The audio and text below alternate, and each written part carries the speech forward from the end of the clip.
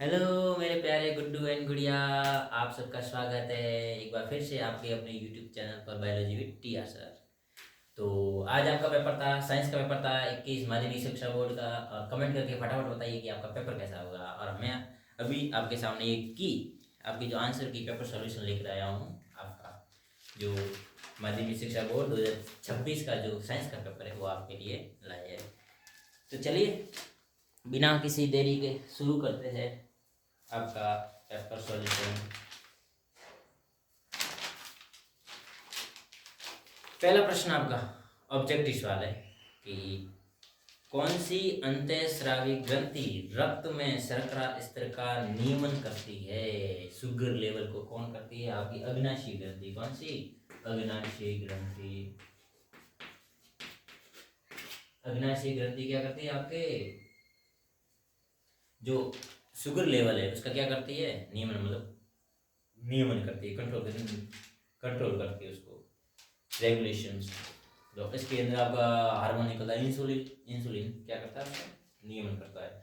कौन से जीव में द्विखंडन द्वारा नए जीव की उत्पत्ति हो सकती है? ऑप्शन प्लेनेरिया, लेशमानिया, प्लेज्मोडियम और केचुआ। आपका कौन सा है? लेशमानिया। कौन सा है? लेशमानिया।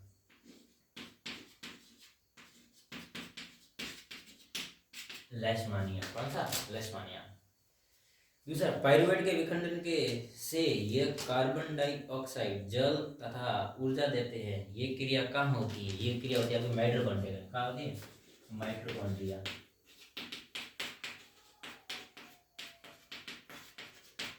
माइटोकॉन्ड्रिया होती है। कहाँ होती है? माइटोकॉन्ड्रिया में। दूसरा, अलैंगिक जनन में कितने जीव भाग लेते हैं? इसने पूछा अलैंगिक का। किसका पूछा है? अलैंगिक का। अलैंगिक। अलैंगिक में कितने पार्ट करेंगे? 1। इसको कोई किसी की नीड नहीं है, अपना जनन कर लेंगे। अगर यहाँ पर लैंगिक आता तो कौन सा? 2 हो जाते। दूसरा, पांचवा, आर श्रृंखला में सूक्ष्म जीवों की प्रमुख भूमिका। आर श्रृंखला जो सूक्ष्म जीव है उसकी क्या भूमिका है? जो माइक्रो ऑर्गेनिज्म उसकी क्या भूमिका? अपमार्जक की। कौन सी है? डिकम्पोजर, अपमार्जक। अपमार्जक की भूमिका है। ठीक है। उत्पाद है नहीं, उपभोक्ता है नहीं और द्वितीय उपभोक्ता भी नहीं है। दूसरा ये कह रहा है आपका पीड़नाशी की आर श्रृंखला में बढ़ती हुई मात्रा कहलाती है। क्या कहलाएगी? पीड़कों की, रसायनों की मात्रा बढ़ रही है, क्या कहलाती है? जैव आवर्धन। क्या बोलते हैं? जैव आवर्धन। क्या बोलते हैं? जैव आवर्धन। Biological magnification. एक प्रिज्म द्वारा श्वेत प्रकाश के 7 अवयवी रंगों में या वर्णों में विभाजित होने की क्रिया कहलाती है विक्षेपण। क्या कहलाती है? विक्षेपण। प्रिज्म के द्वारा 7 रंग विभक्त होगा, विबग्योर वाला। कौन सा करेगा? विक्षेपण, डिस्पर्जन। अगला, तारों के टिमटिमाने का कारण है वायुमंडलीय अपवर्तन। क्या है? वायुमंडलीय अपवर्तन।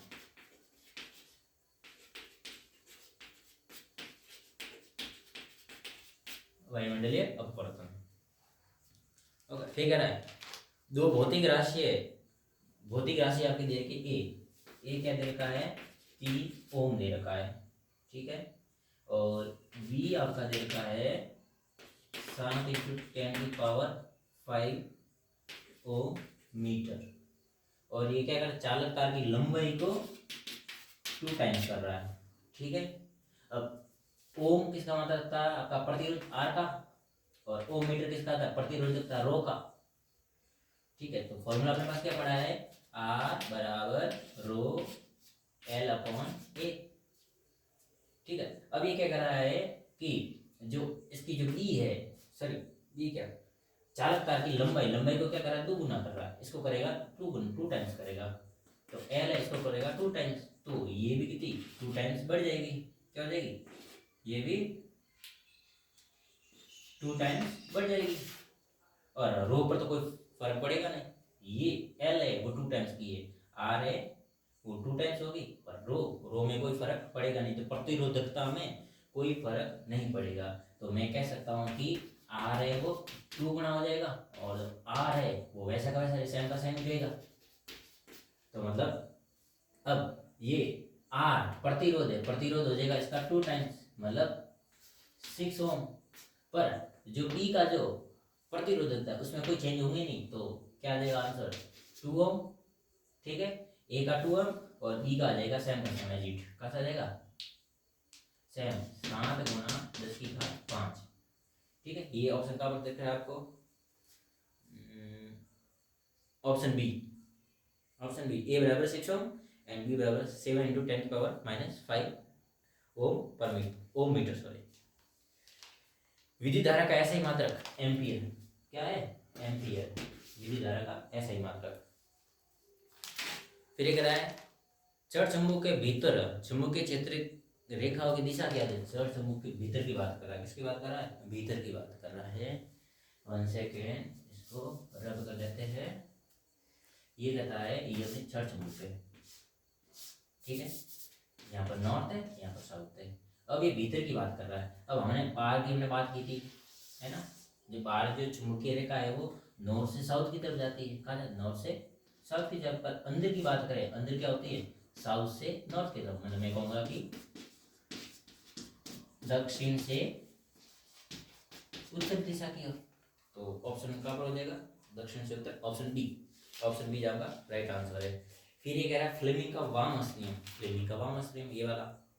अब ये कह रहा है कि इसके लिए सही कथन कौन सा है, ये क्या तर्जनी, तर्जनी है वो चुंबकीय क्षेत्र की दिशा, जैसे तर्जनी ये वाली, ये तर्जनी चुंबकीय क्षेत्र की दिशा। अंगूठा है वो चालक, चालक पर बल की दिशा, अंगूठा क्या करेगा, चालक पर बल की दिशा। और मध्यमा, ये मध्यमा है ये वाली मिडिल फिंगर, ये विद्युत धारा की दिशा। ये आई है, ये चुंबकीय क्षेत्र और ये उस पर लगने वाला बल। तो ये सब कौन सा फ्लेमिंग का वामस रूल है, तो उपरोक्त सभी इसमें क्या हो जाएगा, राइट आंसर हो जाएगा। बिना बुझा हुआ सोना, बिना बुझा हुआ सोना बोला है तो calcium hide, calcium oxide, calcium oxide. बिना बुझा हुआ सोना क्या जाएगा, कैल्शियम ऑक्साइड। आगे आगे है ये रहा, आगे रिएक्शन दे रखी है, क्या दे रखी है, FeH2O।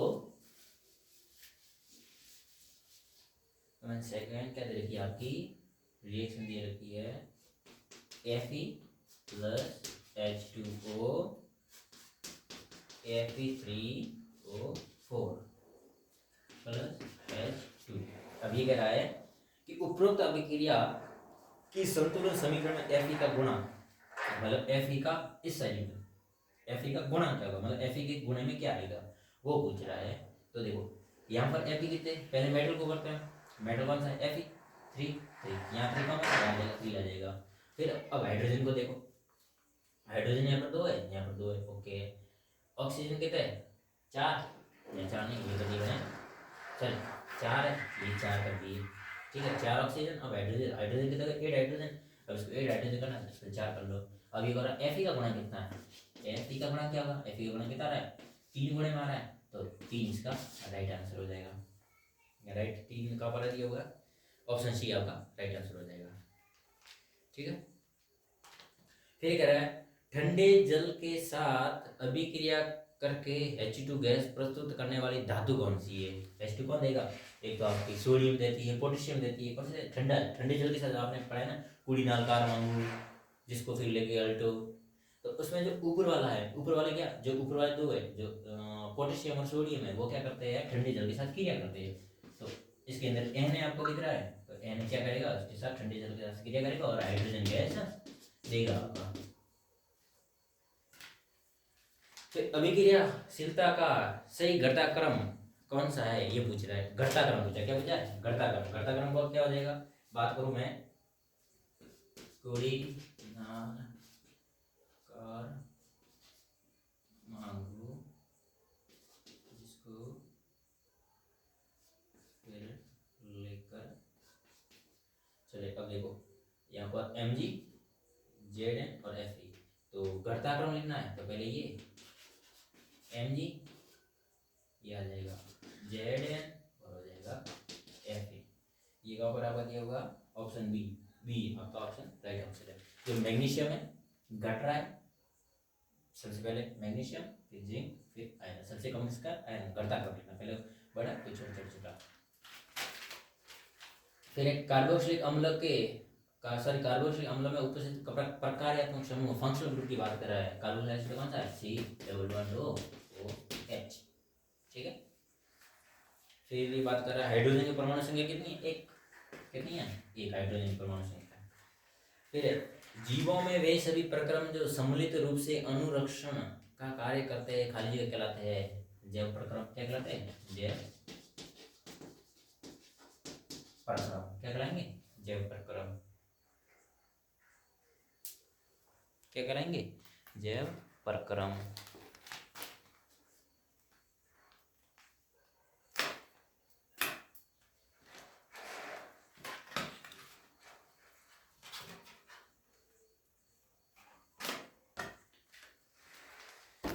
जैव प्रक्रम कहलाते हैं। ओके।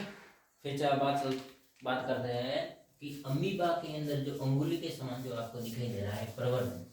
क्या दिखाई दे रहा है? प्रवर्धन। अमीबा अंगुली रूपी प्रवर्धन से भोजन के कणों को घेर लेते हैं तथा संगलित होकर बनाते हैं। जैसे ये अमीबा है आपका, ये अमीबा है। ये अब जहाँ पर एक फूड पार्टिकल है, अब फूड पार्टिकल चारों तरफ कैसे घेरेगा? ये फूड पादप क्या होता है? इन फूड पादप से अंदर की तरफ घेरेगा, अंदर घेर कर लेगा। और ये क्या कहलाता है? फूड पाद। क्या होते हैं? फूड पाद या पादप, या फिर कह सकते हो सूडोपोडिया। ठीक है, कुछ भी आप लिख सकते हैं अंदर। फूड पाद हो सकते हैं, लिख लो पादप लिख लो, एक ही नाम है इनका, इंग्लिश में बोलते हैं सूडोपोडिया।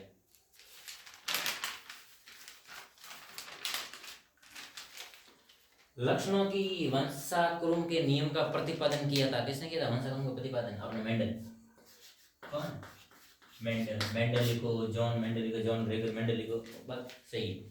फिर लैंगिक जनन में संतति में गुणसूत्रों की संख्या होती है। कितनी होती है लैंगिक जनन में? जब लड़का है एक्स, लड़की है एक्स एक्स और लड़का है एक्स वाई। ठीक है। अब संतति के अंदर जो भी आ रहा है ये 23 कहाँ से आ रहे गुणसूत्र? मम्मी से। और 23 किससे आ रहे हैं? पापा जी से आ रहे। ठीक है। और 23 इसमें भी होंगे, 23 इसमें भी होंगे। अब ये टोटल कितने हो जाएंगे? 46। कितने हो जाएंगे? 46। तो 46 गुणसूत्र आता है। आप ऐसा भी लिख सकते हो, 46 लिख सकते हो और ये भी लिख सकते हो। क्या लिख सकते हो? 23 जोड़ी, 23 जोड़ी भी यहाँ पर लिख सकते हो। और एक और आप लिख सकते हो यहाँ पर बनी रहे, संख्या बनी रहती, सम्मान दे सकते हो। क्या बने रहते? सम्मान भी लिख सकते हो, सम्मान भी आपका आ सकता है। फिर ये कह रहा है जलीय विलयन में HCl के वियोजन से प्राप्त ऋणात्मक का सूत्र क्या होगा? HCl है, इसका वियोजन होगा H+ और Cl- में। तो ऋणात्मक पूछा, ऋणात्मक आवेश किस पर है? Cl पर, तो Cl- क्लोरीन आ जाएगा। क्या देगा? ऋणात्मक आवेश का सूत्र क्या देगा? Cl- हो जाएगा। नेटल में खाली जगह अम्ल की उपस्थिति के कारण हम नेटल के डंक से दर्द और जलन का अनुभव करते हैं। कौन सा? फॉर्मिक एसिड, फॉर्मिक अम्ल कहते हैं, या फिर कौन सा? मेथेनोइक अम्ल। कौन सा? मेथेनोइक अम्ल या फॉर्मिक अम्ल। ओके, दोनों एक ही नाम है। चींटी का डंक कह दो, लाल चींटी का डंक, और इसमें भी नेटल में भी। फिर बात करते हैं तीसरा आपके है अति लघुतरात्मक प्रश्न। मस्तिष्क का कौन सा भाग रक्त दाब, लार आना और वमन को नियंत्रित करता है? मेडुला ऑब्लिंगेटा। कौन सा? मेडुला ऑब्लिंगेटा। फिर अगर पाद में कौन सा हार्मोन कोशिका विभाजन प्रेरित करता है? साइटोकाइनिन। कौन सा? साइटोकाइनियस, साइटोकाइनिन, साइटोकाइनिन, साइटोकाइनिन हार्मोन। कौन सा? Cytokinin hormone. दो अलग अलग लक्षणों के वंशानुक्रम में F2 PD लक्षण प्रारूप कितना है? लक्षण प्रारूप कौन सा? लक्षण, लक्षण मतलब फिनोटाइप पूछ रहा है। फिनोटाइप ये दो अलग अलग लक्षण की बात कर रहा है, F2 PD की बात कर रहा है। तो कितना? 9:3:3:1। ठीक है, 9:3:3:1। फिर अगला प्रश्न क्या कर रहा है? एक लंबे और एक बौने पौधे में संकरण करवाने पर F1 पीढ़ी में कौन से लक्षण प्रकट होते हैं? कौन सा होगा? लंबा होगा। शुद्ध लंबा नहीं होगा, लंबा होगा। कैसा होगा? लंबा होगा पौधा। वायुमंडल में ओजोन परत क्यों आवश्यक है? वायुमंडल में ओजोन परत इसलिए आवश्यक है क्योंकि जो सूर्य से जो पराबैंगनी जो किरण आ रही है, यूवी रेज आ रही है, जब वो यूवी रेज अर्थ पर आएगी, अर्थ पर आएगी क्या होगा? जो वाटर बॉईल होगा, है ना, ग्लोबल वार्मिंग बढ़ सकती है। और ह्यूमंस में और एनिमल्स के अंदर जो स्किन का कैंसर भी बढ़ सकता है। तो इन सबको रोकने के लिए अपने ओजोन परत क्या है, आवश्यकता होती है। गोलीय दर्पण के वक्रता केंद्र की परिभाषा बताइए। गोलीय दर्पण, गोलीय दर्पण है ना, ये गोलीय दर्पण, तो वक्रता केंद्र क्या हो जाएगा इसका, गोलीय दर्पण का? एक गोलीय दर्पण है, गोलीय दर्पण का जो केंद्र बिंदु है, गोलीय दर्पण का जो केंद्र बिंदु है वो क्या कहलाता है आपका, वक्रता केंद्र कहलाता है। किसका? गोलीय दर्पण का। लेंस की क्षमता को परिभाषित कीजिए। लेंस की क्षमता क्या है? अब लेंस के द्वारा प्रकाश की किरण को अपसरित और अभिसरित करना क्या कहलाता है, लेंस की क्षमता कहलाता है। विद्युत चुंबक क्या है? अब विद्युत चुंबक जो आपका नरम लोहा है, अब नरम लोहे को मैं परिनालिका, जो परिनालिका जो हम बनाते हैं, इसलिए परिनालिका है अपनी, परिनालिका है, इसके अंदर मैं नरम लोहे को रख दूं और इसके अंदर इलेक्ट्रिसिटी पास कर दूं, इसके अंदर क्या कर दूं, विद्युत धारा प्रवाहित कर दूं।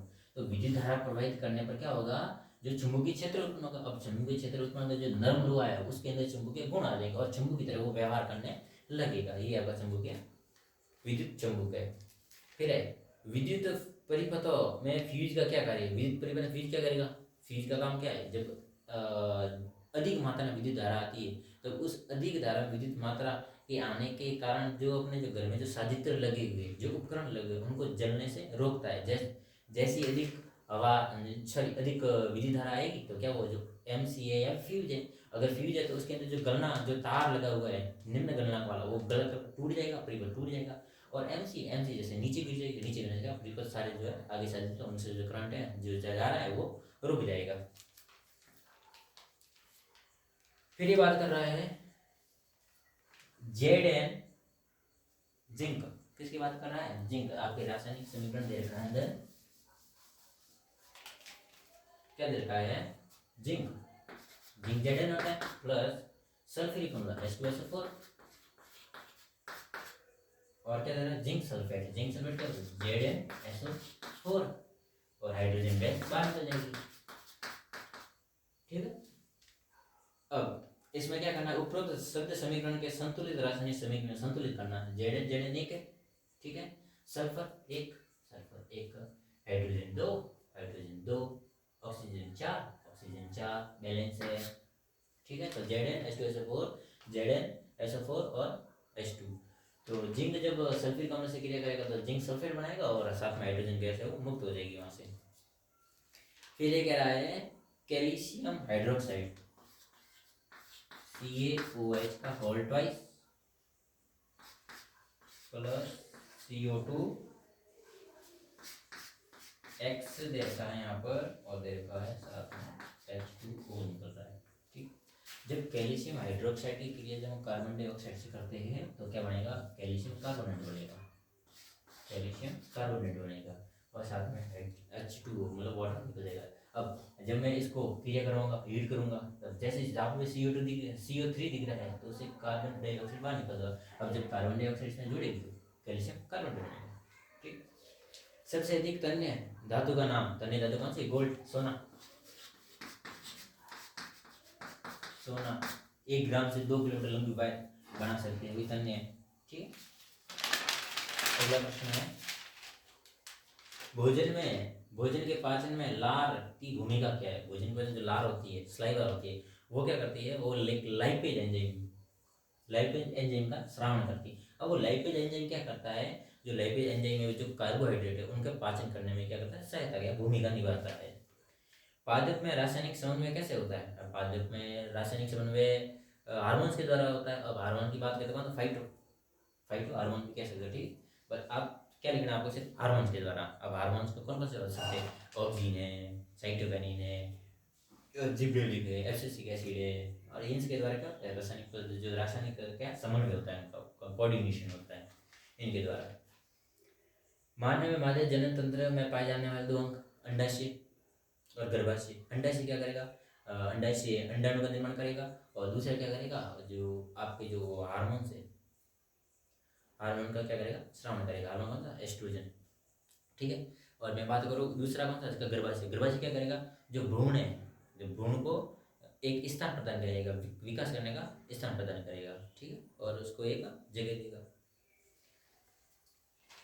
और एक कार्य हो गया। फिर कह रहा है पारितंत्र में ऊर्जा प्रवाह सदैव एक दिशा में होता है। पारितंत्र में ऊर्जा क्या सदैव एक दिशा में, एक दिशा कैसे कह सकते हो आप कि एक दिशा में, जैसे सन है, सनलाइट से जो प्रकाश ऊर्जा है वो किसके, पौधों ने ही। अब पौधों ने उस प्रकाश ऊर्जा का प्रयोग करके खाना बनाया, और वही खाना है जो उत्पादक है वो क्या, जो प्राथमिक उपभोक्ता को देगा, प्राथमिक, द्वितीयक उपभोक्ता, तृतीयक, चतुर्थ उपभोक्ता, जो भी आगे आगे उपभोक्ता आएंगे उनको ऐसे ऐसे आगे ढूंढ देता रहेगा। अब ऐसा तो नहीं है कि जो उपभोक्ता है उसने वो वापस पौधों को दे देगा और पौधे वापस सनलाइट को देंगे, ऐसा उल्टा तो होता ही नहीं है। क्या होता है, ये आपने एक लिंडमैन का रूल पढ़ा है, 10% का रूल। अब 10% रूल क्या करा है, जितनी भी आपकी, जैसे मैं मान लो यहाँ पर 1000 है, 1000 जूल से अंदर क्या है, ऊर्जा है। अब वो आगे जब इस आगे की तरफ जाएगा तो इसका क्या होगा, 10% जाएगा, मतलब 100 जूल जाएगा। और इससे आगे कितना जाएगा, 10 जूल जाएगा। ऐसे ऐसे क्या करेगा, आगे बढ़ता रहेगा। ये कैसा, एक दिशा में जाएगा, कैसे जाएगा, एक दिशा में। ये इसलिए इसको क्या है कि कहा गया है कि एक दिशीय है। अवतल दर्पण के लिए उपयोग, अवतल दर्पण जो चिकित्सक है, जो दंत रोग विशेषज्ञ है, वो उनका प्रयोग करते हैं। आप टॉर्च का कह सकते हो, जो लाइट ऑफ, जो गाड़ियों की जो हेडलाइट है उसका कह सकते हो, ठीक है।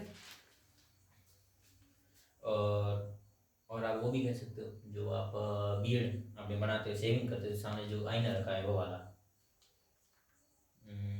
खतरों के संकेत सिग्नल लाल रंग के क्यों बनाए जाते हैं, लाल रंग इसलिए बनाए क्योंकि जो लाल रंग की जो तरंग दैर्ध्य है वो क्या बहुत अधिक है, और अधिक होने के कारण क्या वो फैलेगा नहीं। अब फैलेगा नहीं तो स्पष्ट रूप से आपको दिखाई देगा। बाकी रंगों की जो तरंग दैर्ध्य क्या कम होती है, कम करने ज़्यादा फैल जाएगी तो कलर डिश में आपको दिखेगा नहीं। इसलिए जो लाल रंगों के बनाए जाते हैं तरंग दैर्ध्य ज़्यादा होने के कारण। निम्न के विद्युत अवयवों के प्रतीक बनाइए। प्लग कुंजी खुली हुई बनानी, क्या बनानी, खुली कुंजी, ये वाली, ये क्या है, खुली कुंजी, ठीक है, बीच में डॉट मत लगना। फिर है धारा नियंत्रक। धारा नियंत्रक क्या होता है, धारा नियंत्रक बना ये वाला, ये रेजिस्टेंस बनाया, ऊपर से ऐसा एक तीर बना दिया, ये धारा नियंत्रक, मतलब धारा को नियंत्रित करे, कितनी ज़्यादा भेजनी, कितनी ज़्यादा नहीं भेजनी, धारा नियंत्रक, ठीक है। फिर ये कहता है कि घरेलू विद्युत परिपथों में सामान्य विद्युत साधित उपकरणों को किस क्रम में जोड़ा जाता है, कौन सा, समांतर क्रम, कौन सा, समांतर क्रम, ठीक, श्रेणी क्रम में जोड़ना, समांतर क्यों जोड़ेंगे। अब जैसे श्रेणी क्रम की बात करूँ मैं, श्रेणी क्रम जैसे जोड़ा तो जैसे एक जो रूम है, अपने एक रूम में कोई लाइट फॉल्ट हो गई, शॉर्ट सर्किट हो गया। अब एक रूम का शॉर्ट सर्किट तो बाकी सारे जितने भी रूम है आपके घर में, 3 4 जो भी रूम है, तो उन सब की लाइट चली जाएगी। तो उससे बचने के लिए क्या किया जाता है, उसको समांतर क्रम में जोड़ा जाता है। निष्कर्षण प्रक्रम में जिंक सल्फाइड को ऑक्साइड में परिवर्तित किया जाता है, कारण दीजिए। देखो जो जिंक सल्फाइड है आपका ZnS है।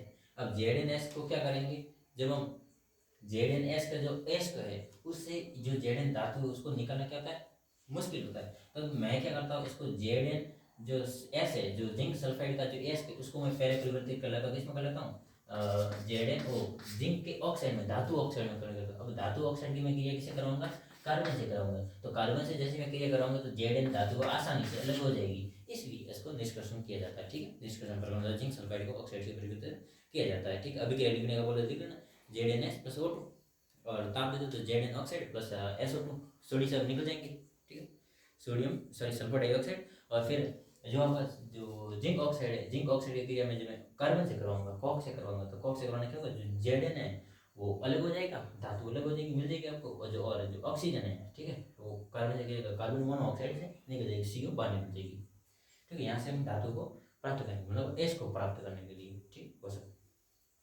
फिर क्या करा है, नाइट्रोजन अणु के इलेक्ट्रॉन बिंदु संरचना संचित्रित कीजिए। इलेक्ट्रॉन बिंदु संरचना बनानी, क्या बनानी, इलेक्ट्रॉन बिंदु संरचना। अब इलेक्ट्रॉन बिंदु संरचना के बाद नाइट्रोजन नाइट्रोजन के पास आउटर मोस्ट सेल में कितने इलेक्ट्रॉन होते हैं, बाह्यतम कोश में 5 होते हैं, 1 2 3 4 और 5, 1 2 3 4 5। अब ये नाइट्रोजन क्या करेगा, अपने पड़ोसी है, अपने साथ में क्या बिंदु बनाया जाता है। अब इसको अपने बाह्यतम कोश में 8 इलेक्ट्रॉन पूरे करना, मतलब अपना अष्टक पूरा करना। अब अष्टक पूरा करने के लिए क्या करेगा, ये 3 उसके साथ शेयरिंग कर लेगा, क्या कर लेगा, शेयरिंग, साझा कर लेगा। और ये भी क्या कर लेगा, उसके साथ शेयरिंग कर लेगा। अब शेयरिंग करेगा तो क्या होगा, ये क्या होगा, ये बॉन्ड बन जाएगा बीच में, ट्रिपल बॉन्ड। तो नाइट्रोजन के बीच में क्या होता है, ट्रिपल बॉन्ड होता है। और ये क्या होता है, ये लॉन पेयर होता है, क्या होगा, लॉन पेयर। ये संरचना बन गई, ठीक है। फिर ये कह रहा है कुछ प्रकार के पादपों को उगाने के लिए कई प्रवर्धन का अभ्यास क्यों किया जाता है।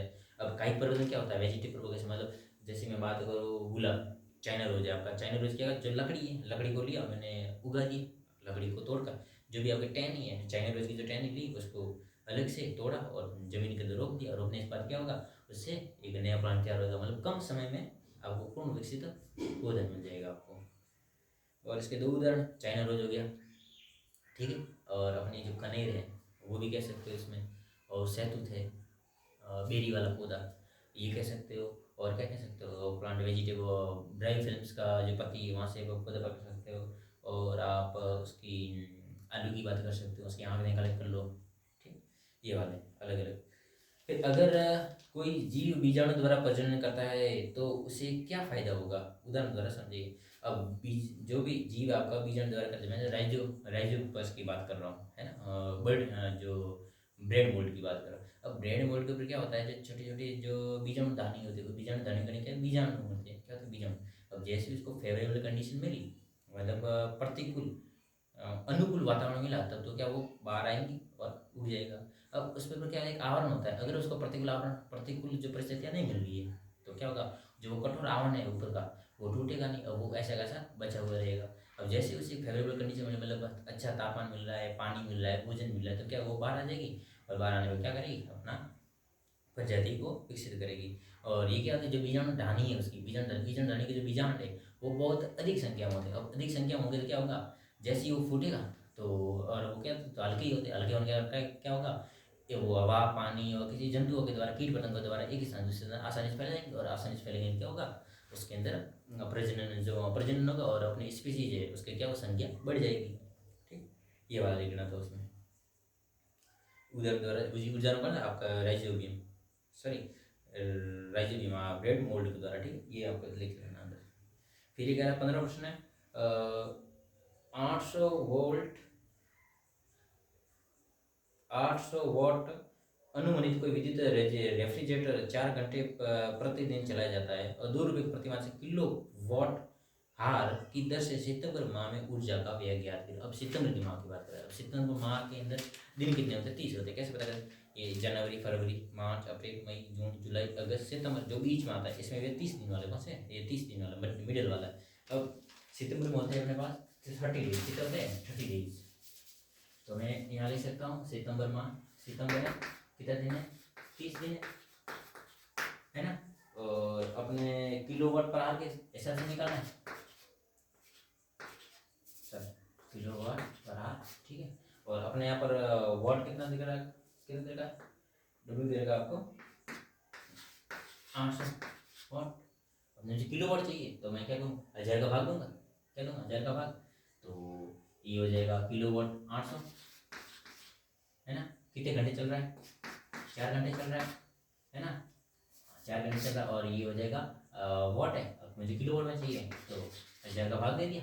और सितंबर माह की बात में कितने दिनों का, ये तो एक दिन का है, कितने दिन का, एक दिन का।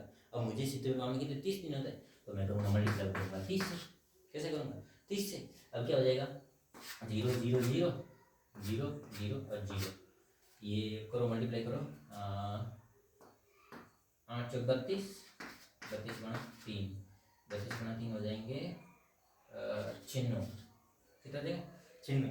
अब 96 हो रहा है, अब ये कह रहा है एक कितना किलोवाट 96 आ रहा है, ठीक। अब 96, अब एक किलोवाट का कितना ले रहा है, 2 रुपये ले रहा है, कितना ले रहा है 2 रुपये ले रहा है, तो 96 कितना ले गुणा करेंगे तो, अब गुणा करो तो कितना आ जाएगा 6 दूनी 12, आज लगी है 18 और 1 19, 992 रुपये, 192 रुपीज, ठीक है।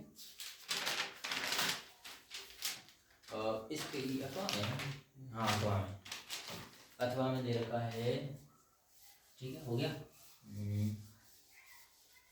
मैं बात करूँ अथवा की बात कर रहा हूँ, अथवा में दे रहा है दिए गए विद्युत परिपथ में ए मीटर का पाठ्यांक, मतलब ए मीटर क्या होगा, जो विद्युत धारा मापने का, तो विद्युत धारा जब ए मीटर का पाठ्यांक, मतलब विद्युत धारा वो कितना, जो जो उसकी सुई है वो कितने पर अंकित करेगी, उसका आपको मतलब विद्युत धारा का मान निकालना है। अब आपके दे रखा है यहाँ पर, ये दे रखा है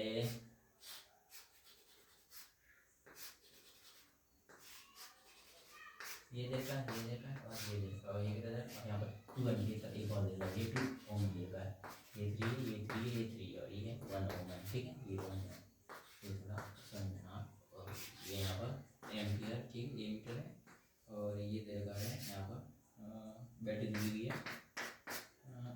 500 वोल्ट की दी हुई है, ठीक है, ये समझाना है ये।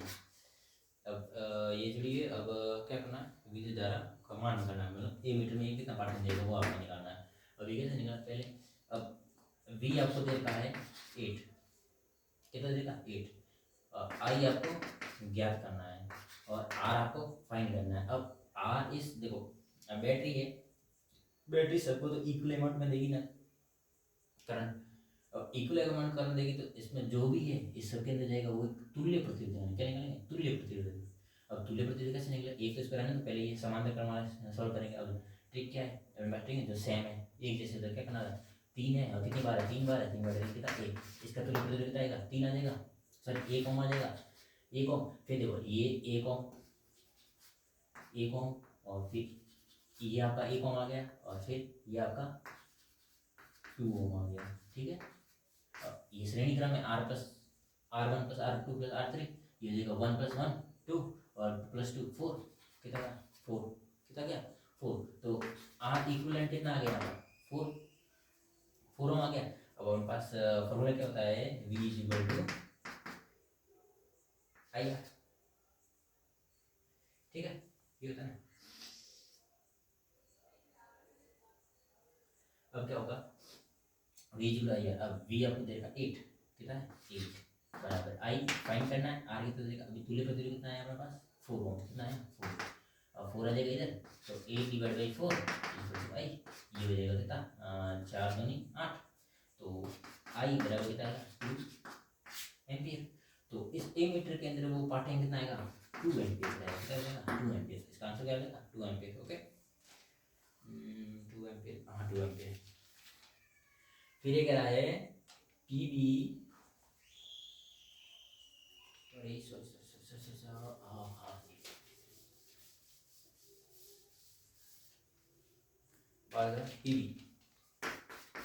PV plus copper chloride x दे रखा है और कॉपर दे रखा है, ठीक है।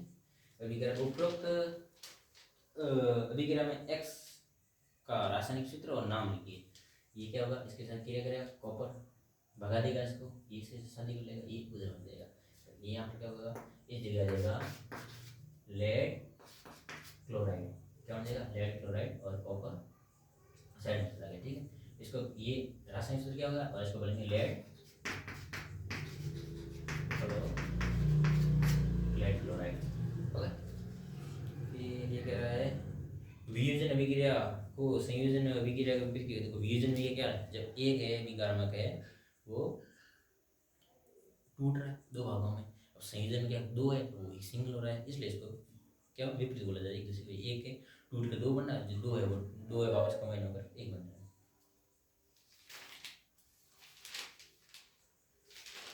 ये आपका अगला अथवा वाला है, और वाला क्या कह रहा है, और वाला कह रहा है जो आपका 6CO2 है 12 molecule of hydrogen di, sorry और आपके जल से क्या कर रहा है, यहाँ पर सनलाइट है और क्लोरोफिल है और एक्स पूछ रहा है प्लस और O2 और यह बन रहा है H2O, ये 6, ठीक है। अब यहाँ पर क्या बनेगा आपका C6H12O6, क्या बनेगा C6H12O6। अब X बराबर क्या आ जाएगा, रासायनिक सूत्र ये और इसका नाम क्या होगा ग्लूकोज, क्या होगा ग्लूकोज।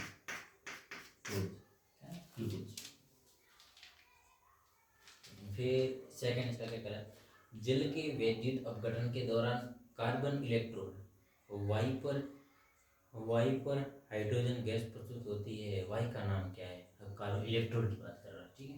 अब इलेक्ट्रोड की बात कर रहा है तो मैं ये कह सकता हूँ ना इलेक्ट्रोड की बात कर, देखो अब जो अब पानी है H2O का विघटन होगा, विघटित क्या होगा, एक तो H प्लस होगा है ना, और ये तो प्लस वाला होगा और ऑक्सीजन वो माइनस वाला होगा, ठीक है।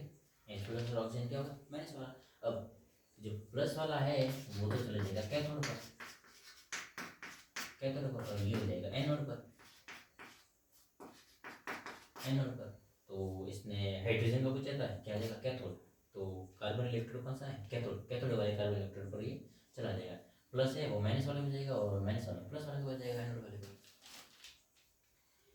ये हाँ, ठीक है। कार्बन परमाणु में कौन सा परिवर्तन होने पर C4 माइनस ऋणायन बनाएगा।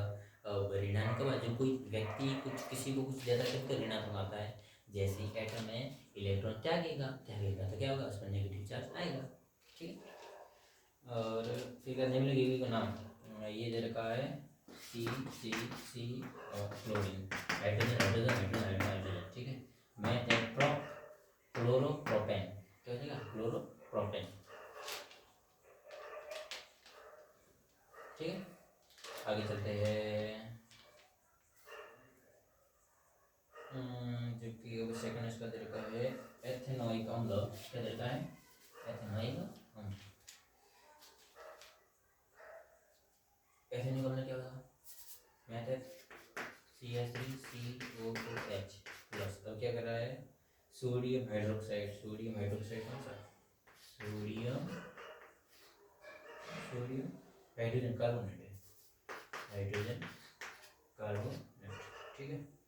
कि क्रिया के साथ अभी देख लेना, अब यहाँ से क्या बनेगा, ये यहाँ जुड़ जाएगा, H बाहर निकल जाएगा, ठीक है। तो ये हो जाएगा N जुड़ जाएगा यहाँ पर CH3COONA प्लस। अब यहाँ से CO2 क्या बाहर निकले, CO2 बाहर निकल जाएगा, CO2 और 2 हाइड्रोजन 1 ऑक्सीजन बच गई, तो यहाँ पर H2O, ये वाला, ठीक है।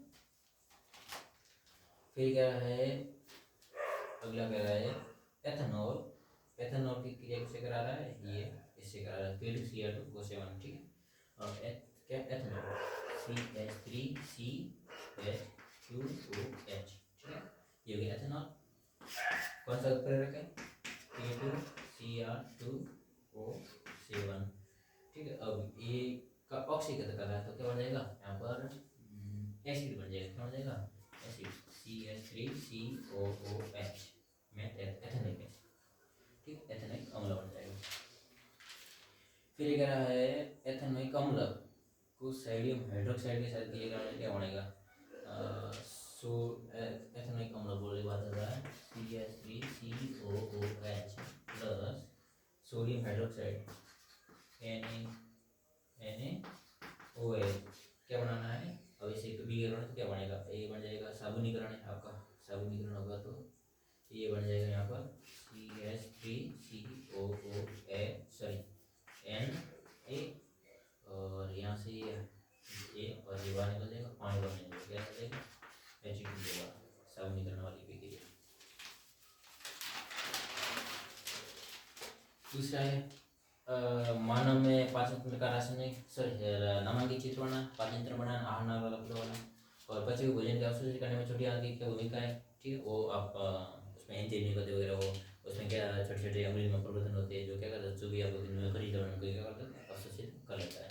और श्वसन तंत्र का चित्र बनाना और मानव कैसे में उसका उसके कार्य बताना है, ठीक है। और आगे लेंस के आवेदन को परिभाषित कीजिए, लेंस का आवेदन क्या, प्रतिबिंब की ऊंचाई बटा बिंब की ऊंचाई, तो ये हो जाएगा m हो जाएगा, तो V/U, ये वाला परिभाषित कर लेना। उसके जो मान लो क्या अनुपात होगा दोनों का, प्रतिबिंब का और बिंब का अनुपात।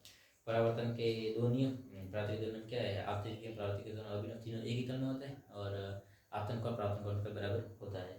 उत्तर दर्पण के प्रतिबिंब बनाने का दर्शन एक तीन चित्र में, जो कि बिंब क्या अनंत पे क्या हो जाएगा, आभासी हो जाएगा, सीधा हो जाएगा, और क्या होगा बहुत छोटा हो जाएगा, आभासी सीधा बहुत छोटा। इसने कौन सा दर्पण बोला है, उत्तर, उत्तर क्या होता है, उसे ऊपर होगा ये वाला, यहाँ पर F है, यहाँ पर C है, ये क्या अनंत लग रहा है, अनंत लग क्या होगा, ये वाला,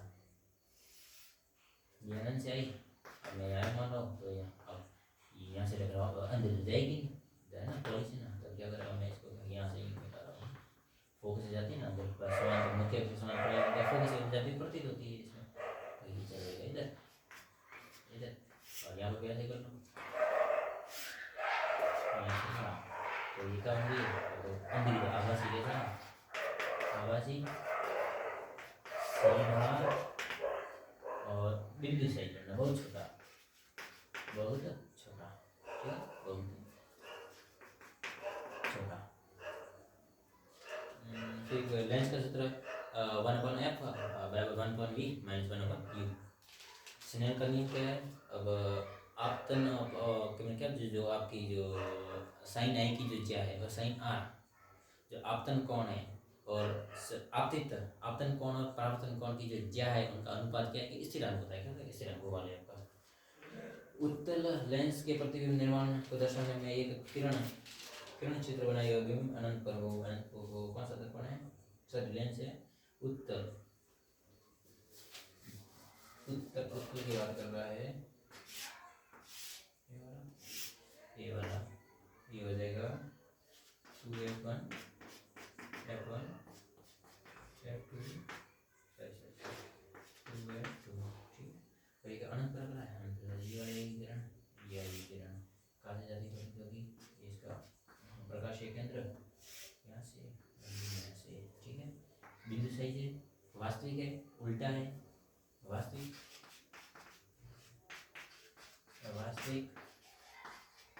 उल्टा बहुत छोटा और f2 तो बन रहा है f2 प्रमुख फोकस पर बन रहा है ठीक है। ये आपका बन रहा था, ये भी f का बन रहा है। मतलब क्या सकते हो दर्पण के भीतर बन रहा है, भीतर बन रहा था ठीक। फिर क्या है? प्लास्टर ऑफ पेरिस बैठ लो। प्लास्टर ऑफ पेरिस के साथ जल मिलाने के प्रभाव को समझिए। प्लास्टर ऑफ पेरिस है, प्लास्टर ऑफ पेरिस ठीक है। अब जल मिलने के प्रभाव, अब जैसे प्लास्टर ऑफ पेरिस के अंदर मैं जल मिलाऊंगा, अब जल मिलाने से क्या होगा? जो जैसे कि मैं अभी बात करूँ CU